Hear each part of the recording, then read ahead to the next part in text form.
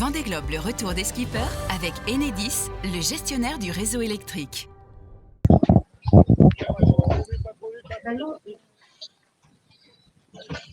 Et cette image en direct que l'on attendait tant, l'image d'Armel Tripon, le skipper de l'Occitane en Provence, avec sa voile lissée, vous les voyez, sa voile d'avant également, il a fallu sa grand voile.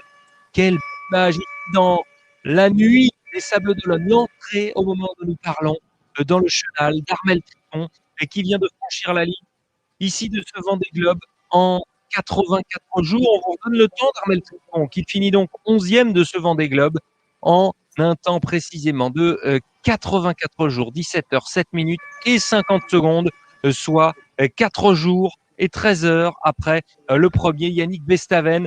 Ce foil remonté, cette moustache de carbone tribord, il a voulu préserver jusqu'au bout son bateau Armel Tripon. Ce bateau pas comme les autres, vous le disiez Frédéric Jonathan, cette étrave arrondie pour l'IMOCA d'Armel Tripon sous une pluie battante dans des conditions dantesque dans le golfe de Gascogne, compliqué au large des Sables d'Olonne et puis un peu plus apaisé ici avec ces bateaux d'escorte pour Armel Tripon, des bateaux de la direction de course. Son équipe, il va être rejoint par sa famille. Il est rentré à la voile Armel Tripon, donc on n'est pas du tout dans la configuration, Frédéric, habituelle, si l'on peut dire, où après le franchissement de ligne, on a fait la grand voile et c'est l'équipe technique, la famille qui vient le féliciter, et puis se mettre à la manœuvre. Là, pas du tout. Il est resté à la manœuvre tout seul jusqu'au bout. Absolument. Alors déjà, il n'arrive pas à freiner sa grand voile. Mais il y a une petite voile d'avant là, qui le tourmentin. C'est la voile de secours, en gros, celle qui permet d'affronter les pires conditions et puis de se mettre en sécurité. Ça permet en fait de faciliter la manœuvrabilité du bateau. Et puis, les équipes techniques vont juste commencer maintenant à monter à bord. En général, effectivement, les équipes techniques montent à bord une fois passé la ligne d'arrivée. Voilà, tout le monde grimpe. Là, avec cette crête de creux, évidemment, on a tendance à aller chercher des conditions d'accès facile quoi, pour les équipiers qui ne peuvent pas être mis en danger. Donc voilà, la grand voile est en train d'être installée. On va pouvoir profiter. Ça y est, du moment.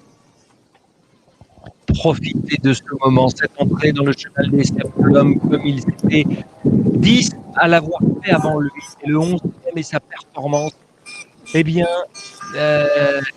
belle que les autres, évidemment. Irritant, Armel Tripon, lui, qui a connu des galères, une emmerde par jour, dit la célèbre phrase de Michel Desjoyaux sur le Vendée Globe, enchaîner les galères avant d'avoir le droit, le privilège de pouvoir franchir la ligne d'arrivée en course, 11e au moment où il passe devant cette tour d'Arundel mythique dans le chenal des Sables d'Olonne, de lâcher cette tour d'Arundel avec cette avancée à un peu moins de 4 nœuds dans le chenal avec Armel Tripon Armel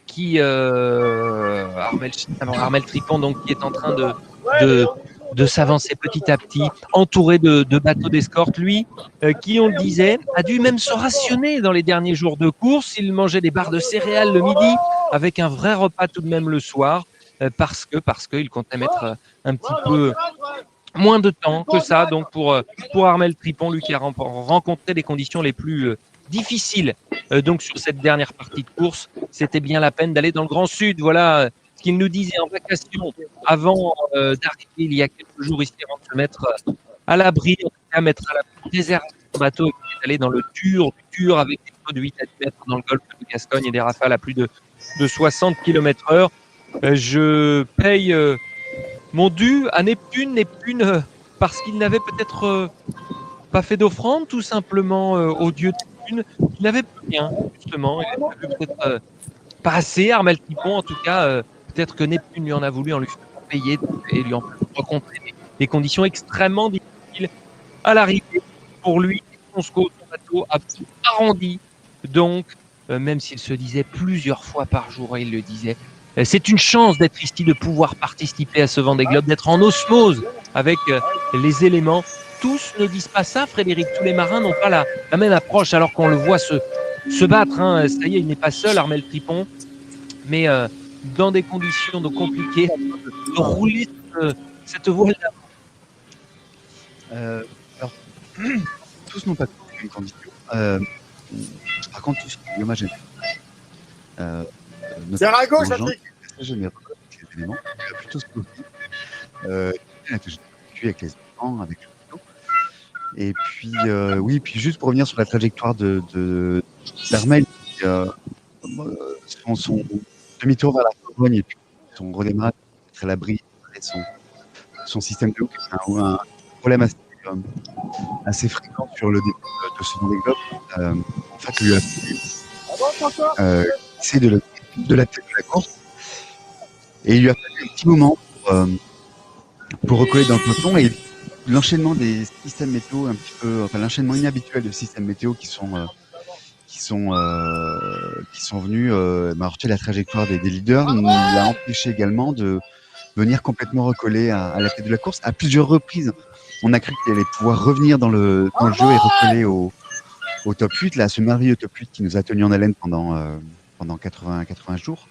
Ça a été notamment le cas à l'entrée du Pacifique. Et puis non, la porte s'est fermée alors qu'on revenait sur le coup, un petit peu moins de vent que prévu. Un petit phénomène cyclonique qui est à nouveau arrivé. Voilà, ça a été un peu. Je pense qu'on fera le bilan de ces schémas rencontrés. Armel ressent un petit peu de frustration parce qu'il aurait pu être un peu plus payé que ce qu'il a été. Il a connu un fol océan Indien avec cette remontada. C'est vrai que pendant plusieurs jours, on se disait qu'il allait croquer, après avoir croqué Romain Attanasio, croquer Clarisse Kremer. Ça s'est fait un petit peu plus tard. Et puis, l'écart qui n'a pas creusé ensuite dans cette remontée de l'Atlantique Sud au large du Brésil, là où encore, eh bien, c'est vrai qu'il a eu un petit peu moins de chance avec des collines, disait-il, qui se dressent devant moi et le bateau qui tape fort. Il faut le préserver, ce bateau, afin de rentrer au Sable d'Olonne en attendant des conditions de glisse un peu plus optimales. Armel Tripon, les rentrées, c'était Non mais faire un plan là. l'Alizé avant l'équateur et le Poteau-Noir, l'Alizé de sud-est, et puis alors qu'il avait en ligne de mire, et non pas qu'il apercevait le tableau arrière de Maxime Sorel, eh bien il espérait rentrer dans ce top 10. Ça ne s'est pas fait. Mais n'insistons pas là-dessus parce qu'Armel Tripon nous a gratifié bien de superbes récits de voyage. Armel Tripon, c'était un réel plaisir de l'entendre, de l'écouter, nous parler de ce voyage, le bateau quand il était dans le sud. Armel Tripon a eu cette chance de pouvoir naviguer, il me disait.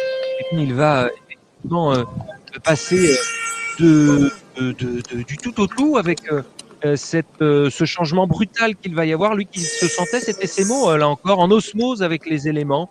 Et cette chance, il se le disait plusieurs fois par jour, de pouvoir participer à ce Vendée Globe, d'être en osmose avec les éléments, en osmose avec la nature.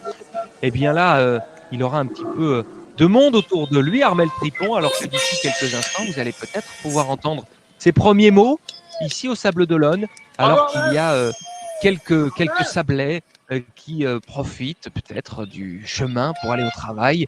Un petit peu de retard, c'est pas grave, car l'essentiel, c'est de pouvoir rendre hommage et d'applaudir un peu le plus fort possible Armel Tripon et ce sourire qu'il nous offre. C'est salut Armel Tripon d'arriver dans le chenal des Sables d'Olonne avant de venir s'amarrer au ponton d'honneur en 11e position. Regardez, il est hilar, Armel Tripon. Qu'est-ce qu'elle fait plaisir cette image pour le skipper nantais. Les étudiants de la faculté de Nantes, donc, qui travaillaient avec lui sur certains projets, sur son bateau, l'informatique également, le numérique, les matériaux biosourcés, eh bien, le regardent sans doute également et sont heureux eux aussi de le voir finir. Lui qui avait choisi son confinement, il a reçu énormément de messages d'étudiants confinés, Armel Tripon, qu'on va entendre d'ici quelques instants avec ses premiers mots, ses premières réactions. Armel Tripon, donc, que vous allez pouvoir entendre. Ok, Armel, incroyable hein, ce Vendée Globe, cette Odyssée là. Je te disais, il y a un an, ton bateau était mis à l'eau. Ah oui, c'est ça, t'as trouvé le mot, c'est l'Odyssée. 84 jours, ça a été une aventure depuis la mise à l'eau, enfin depuis la jeunesse du projet, quoi. Et tout s'est fait hyper vite avec plein de rebondissements. Et... Tu peux enlever ta frontale? Ah oui, pardon. Ouais, merci. Et voilà, réussir à boucler ce tour, c'est une belle prouesse, ouais. C'est chouette ça. C'est chouette pour toute l'équipe, pour moi, pour le sponsor. nous as gâté, tu nous as fait plein de vidéos, tu nous as montré que tu étais heureux, que tu étais zen. Est-ce que c'était que de façade? Parce que tu as eu plein de problèmes avec tes voiles. Raconte-nous un peu ce qui s'est passé. Bah, je crois qu'on a tous des problèmes, mais après, on le sait au départ, ça fait partie du jeu. Non, il n'y avait rien de fin. Moi, j'ai vraiment apprécié tous les jours. Et on va dire le point négatif, c'est que juste sur la fin, là, laisser passer cette dépression. Et voilà, ça, c'était. Ouais, c'est le truc à appartenir, quoi. De notre côté, celui-là, mais tout le reste, ça a été juste magique, quoi. Ça a été que des découvertes, des moments hyper forts et ouais, beaucoup de plaisir sur l'eau. Il y a des courses compliquées, il a fallu que tu répares, voilà, tu as failli abandonner, en tout cas rentrer. J'ai jamais imaginé abandonner, mais oui, voilà. C'est sûr que bon, la casse de cet été, de ce J3, ça a un peu handicapé ma course. Mais voilà, après, j'ai réussi finalement à revenir plus ou moins. Et puis, il y a eu un deuxième coup d'arrêt un peu avant le horn, là. J'ai recassé un autre hook. Et là, du coup, j'avais plus de voile de caplage. Et donc là, ça devenait problématique, quoi. Donc là, il y a eu une petite phase un peu dure parce que je revenais bien sur les autres. Et voilà, il y avait possibilité peut-être de jouer avec le groupe de tête, quoi. Et bon, voilà, c'est pas grave, ça fait partie du jeu. Et voilà, mon objectif de départ, c'était quand même de ramener le bateau, de faire le tour, et ça s'est fait. Et bien fait. Tu as été très vite dans le sud. J'ai été très vite. Alors, on m'a dit que j'avais le meilleur temps, Équateur. C'est plutôt chouette, quoi. C'est une belle récompense pour tous les gens qui se sont investis, pour le dessinateur, pour Sam. Ouais, ça veut dire que le bateau est quand même super, et voilà, je le confirme. Ouais, c'est top, le bateau, cette nouvelle forme de coque. C'est extraordinaire. Il y a juste au près, il faut éviter de faire du frais avec ces bateaux parce que là c'est l'enfer. Mais sinon c'est un kiff intégral. Le bateau est facile à vivre, facile à faire marcher, il est super agréable. Ouais, j'ai adoré. J'ai adoré passer les moments avec lui. Tu pensais que c'était ça le Vendée Globe? Tu venais chercher ça, toi qui en fait, qu'est-ce que tu venais chercher? Qu'est-ce que tu as trouvé? Je venais chercher le Grand Sud, voilà, et puis voilà, cette régate infinie, quoi, en continu. Alors ça, je l'ai trouvé sans le trouver, parce que en fait, c'était plutôt une course-poursuite. J'ai pas beaucoup régaté. Voilà, mais c'est pas grave. Après, j'ai découvert ce que c'était la solitude, enfin pas la solitude, mais être seul en mer pendant autant de temps. Et voilà, ce monde sauvage, voilà, c'est plein d'images énormes, quoi. Ouais, j'ai été gâté. Ouais. Tu pensais que c'était ça le Vendée Globe? En fait, le Vendée Globe, ça reste très théorique tant que tu ne l'as pas fait, quoi. Donc, tu as du mal finalement. Il n'y a que quand tu es dedans que tu te rends compte de ce que c'est, quoi. Et c'est quoi? C'est quoi? C'est comment le résumer? Bah ouais, tu as parlé d'Odyssée, mais je trouve que c'est un mélange effectivement entre une course acharnée avec un engagement de tous les instants, beaucoup de concentration en continu. Et en même temps une aventure de dingue parce que c'est forcément une aventure intérieure et voilà, ça laisse des traces, quoi. Tu ne sors pas indemne dans le bon sens du terme, quoi. Moi je pense que ça m'a fait grandir et puis c'est une aventure, voilà, une vraie aventure maritime, quoi. Aller naviguer dans ces coins-là, c'est pas du tout anodin, quoi. Donc tu as beaucoup travaillé sur la préparation mentale. Tu parlais de l'aventure intérieure, tu as appris des choses, tu as changé. Le Armel Tripon d'il y a 3 mois, c'est plus le même. Il y a 80 quelques jours, c'est plus le même. Ouais. Alors, je ne sais pas si c'est plus le même, mais en tout cas, je m'étais quand même bien préparé à ça, justement à vivre des moments très forts et des galères, et puis à les aborder de manière sereine, quoi. Et ça m'a sauvé quand même, parce que je pense qu'autrement, ça a été un Vendée beaucoup plus dans la douleur, quoi. Et là, en fait, voilà, chaque jour était une fête, donc ça se passait bien. Et tu as la petite pomme qui est à l'intérieur, elle est toujours là? Ouais. Celle de mon fils, là. Ouais, je l'arrosais. Elle a fait le tour du monde. Elle a fait le tour du monde. Bravo Armel, franchement, on a vivre des trucs super. Bah, c'est chouette, on a adoré voir tes vidéos, voir ta communication, c'est super. Bravo à toi, bravo. Merci beaucoup. Bravo. On peut savourer là, ce qui va arriver. Ouais, c'est sympa. Merci.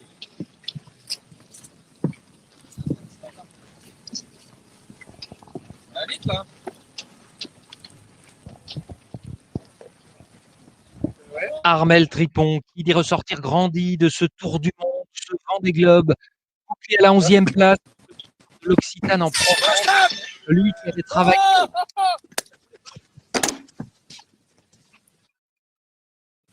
qui avait travaillé sa préparation mentale en amont, justement, pas être débordé par cette émotion, pouvoir réagir dans les hauts comme dans les bas de la manière la plus lucide possible, pouvoir rester le plus efficace, Armel Tripon, afin de pouvoir continuer dans ce Vendée Globe alors qu'il est en train de remonter la file des 10 bateaux qui sont déjà amarrés au ponton au Sable d'Olonne avec des bateaux plus ou moins abîmés. Ici, un bateau pour le feuille d'abord est abîmé, celui de Thomas Ruyant.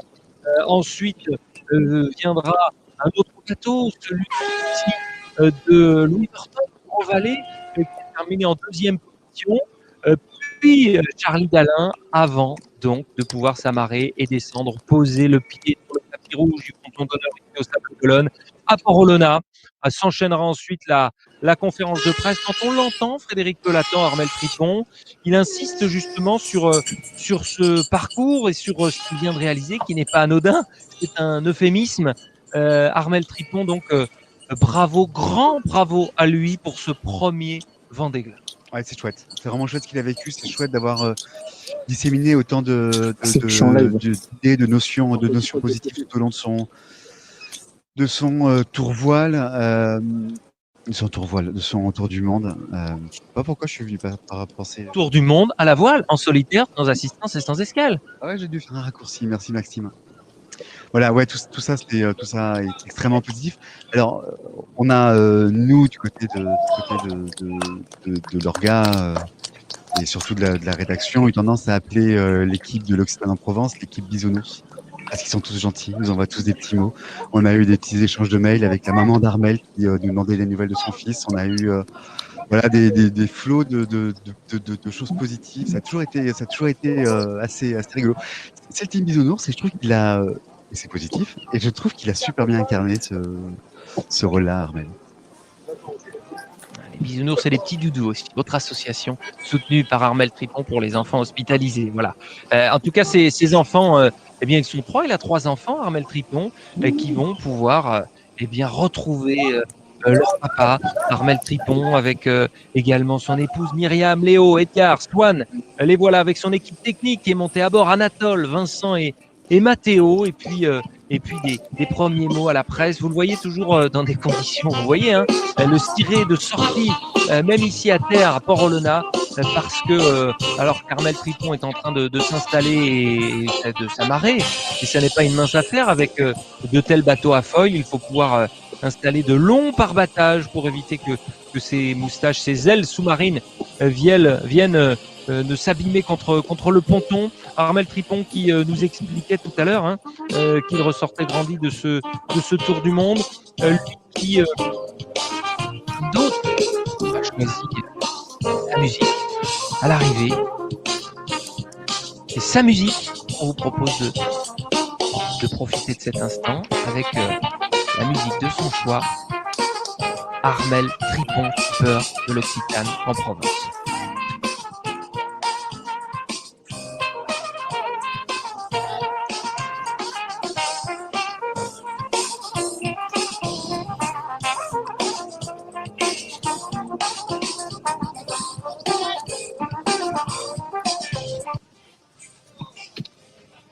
Autant de marins, autant de personnalités, autant de choix de coups.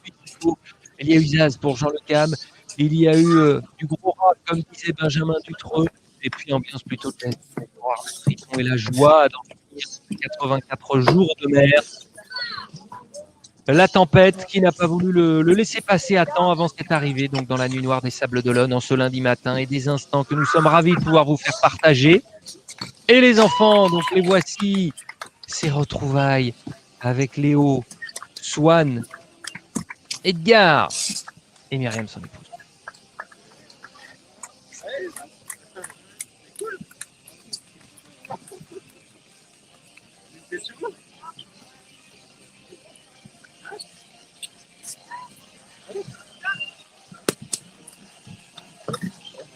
Armel Tripon qui va savourer ces instants, qui aura le droit à une petite demi-heure pour reprendre ses esprits avant d'enchaîner sur la conférence de presse traditionnelle, conférence de presse au cours de laquelle il refera la course, nous donnera les premiers éléments qu'il a peut-être cachés, même s'il n'a pas caché ses soucis techniques avec ses problèmes de voile d'avant. Voilà aussi pourquoi il n'était pas dans les meilleures conditions pour pouvoir s'engager dans la tempête du golfe de Gascogne, et il était plus prudent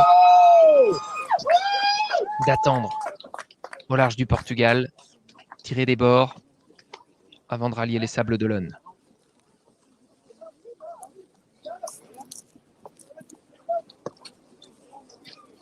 Frédéric, 11e place, autant de mérite que les autres, on le sait, Armel Tripon, avec des statistiques que vous souhaitez nous donner pour nous éclairer encore un peu plus sur la performance que vient de réaliser Armel Tripon. Oui, quelques chiffres au passage. Donc le Tour du Monde, c'est 24 365,74 milles nautiques. Ça c'est la route théorique, donc la route la plus courte, la route orthodromique la plus courte d'un point à l'autre du globe en tenant compte de la rotondité de la Terre. La distance qu'il a réellement parcourue, c'est 28 315,16 milles nautiques, à la moyenne de 13,9 nœuds.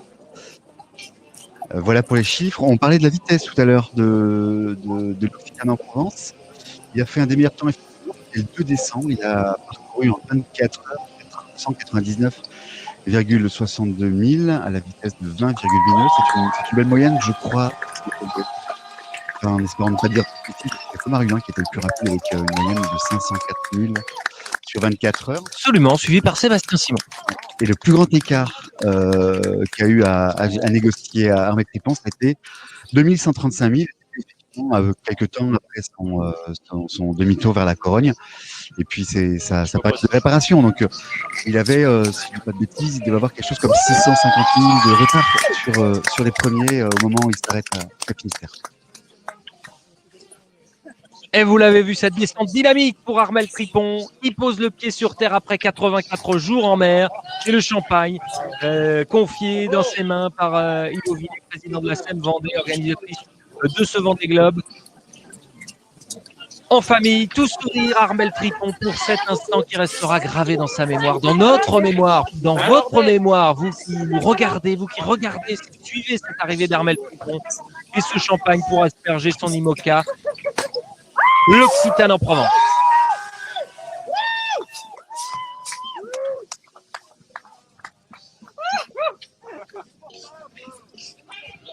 Allez. Excuse-moi. C'est pas calme.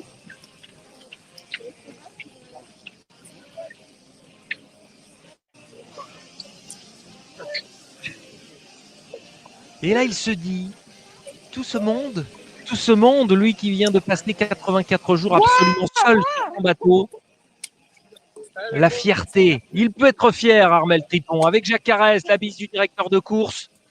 Jacques Carès et son équipe qui sont allés l'accueillir en mer au large, dans ces plus de 5,50 m de creux. Et là, le temps des remerciements, le temps des félicitations, surtout pour Armel Tripon.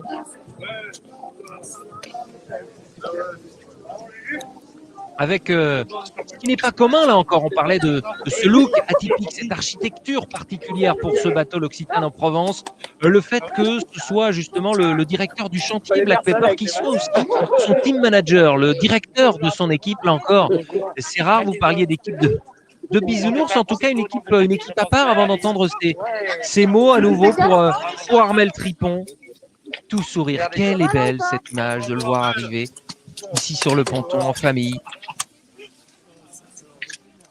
Après, jusqu'au bout du bout, jusqu'à la ligne d'arrivée, avoir été concentré, et puis la pression qui va être retombée, qui va relâcher justement après cette séance d'embrassade et de répondre aux questions de nos confrères journalistes Armel Tripon. Et le voilà avec Michel de François, on évoquait l'homme qui a construit son bateau, qui est le directeur de son équipe.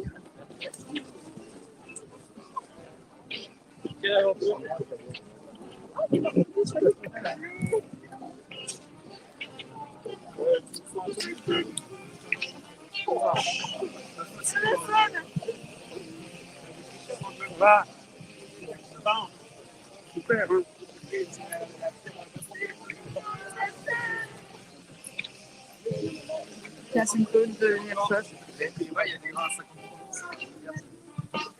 Faire des photos, c'est tranquille, c'est dégueulasse.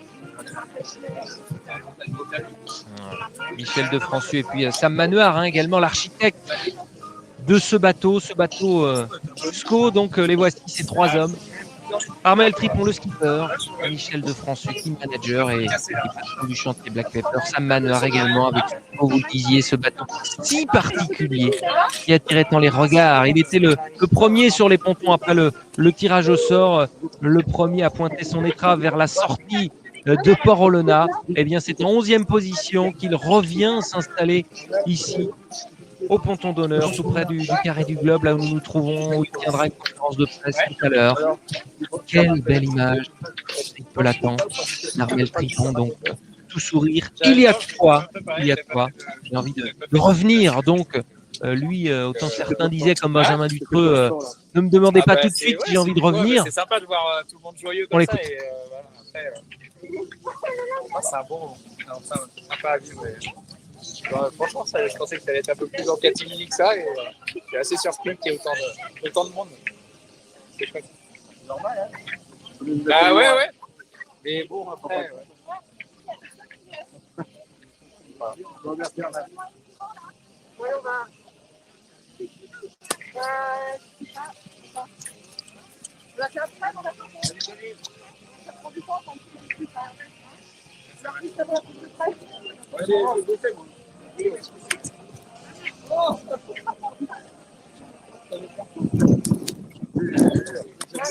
Je pensais arriver plus en catimini, surpris, agréablement surpris, Armel, mais on lui doit. Bonsoir, Armel Tripon. C'est arrivé après sa 11e place, donc dans le Vendée Globe, Frédéric Pelaton. Oh, on doit ça à tous les marins. On va suivre toutes les arrivées jusqu'au 25e, qui sera peut-être Harry Uzela, peut-être Alexia Barrier. On va les suivre, évidemment. On a arrêté hier le Vendée Live. C'est pas pour autant qu'on va abandonner la flotte. Bien au contraire, on va continuer à faire toutes ces arrivées, à partager les interviews, les conférences de presse, à faire des papiers, des petits magazines. On va évidemment suivre le monde jusqu'au bout. Donc vous imaginez bien qu'on était présent là pour le 11e. Je voulais juste souligner aussi le fait que Black Pepper, qui est le chantier qui a construit l'Occitane en Provence, n'a pas l'habitude de construire des voiliers de course de cette dimension-là. C'était leur premier IMOCA. Il y a toute une filiation de très très beaux yachts, les Côtes Zéro, les Côtes 1, Côtes 3, qui sont des bijoux extrêmement élégants.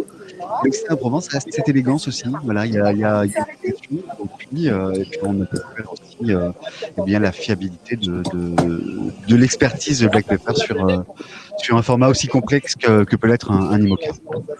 Avec un anniversaire d'ailleurs, on le rappelle, on le disait tout à l'heure en ouverture de ce live, c'est que ce bateau a été lancé et mis à l'eau le 1er février 2020. Il boucle la boucle de ce tour du monde le 1er février 2021. C'est un joli clin d'œil.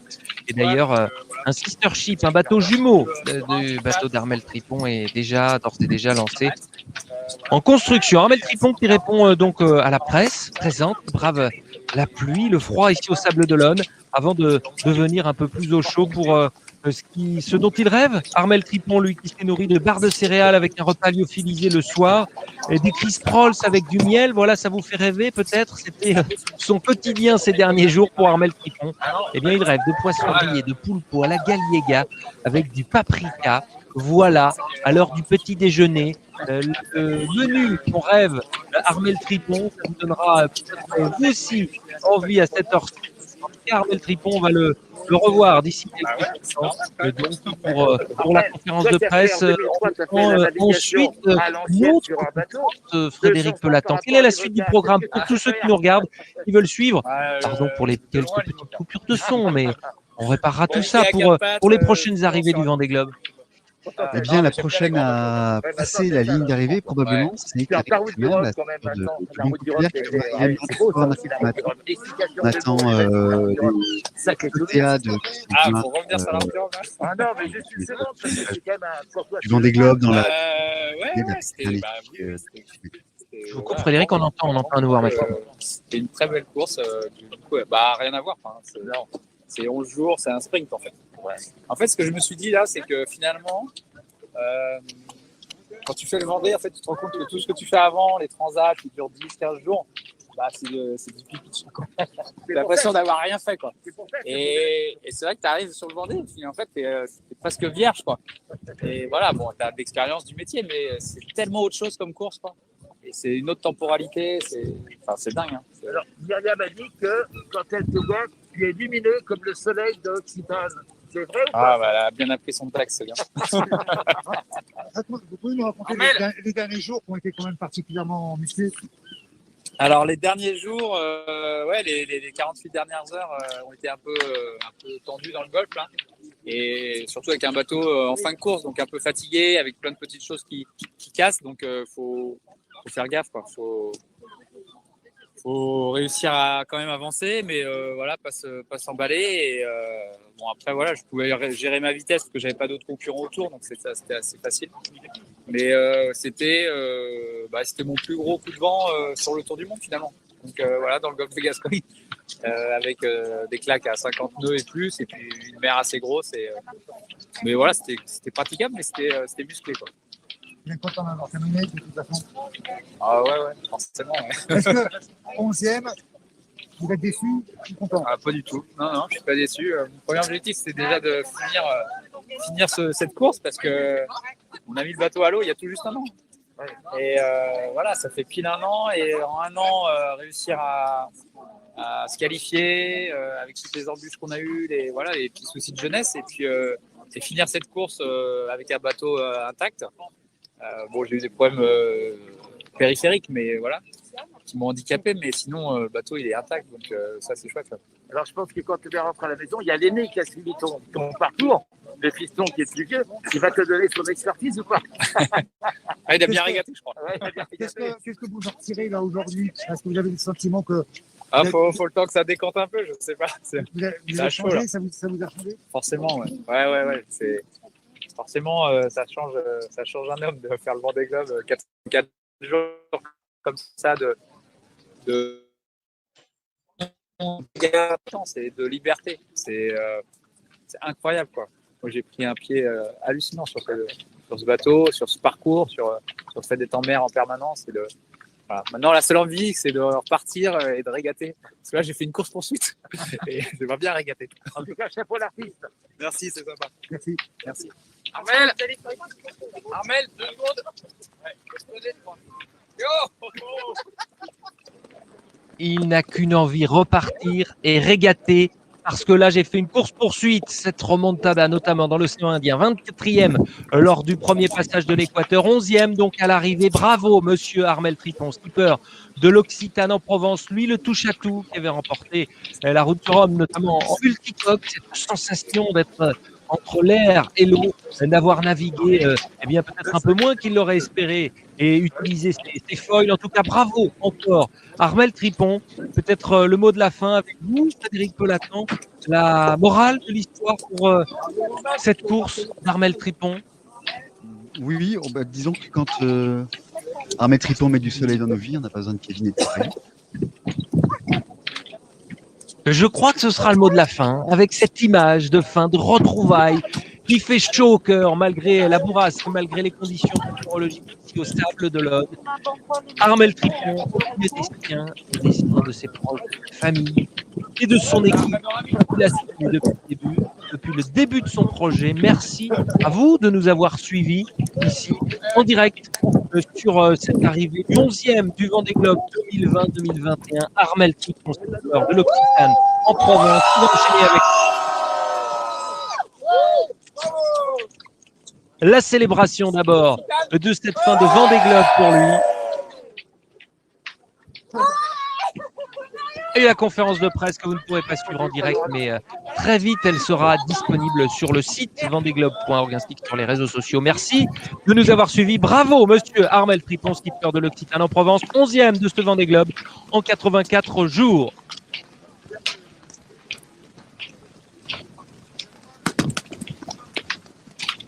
En direct sur YouTube, on me dit cette conférence de presse que vous pourrez suivre donc d'ici quelques instants. Armel Tripon, pour tout savoir de sa course, de ses 84 jours de mer, Armel Tripon, le 11e de ce Vendée Globe en Provence.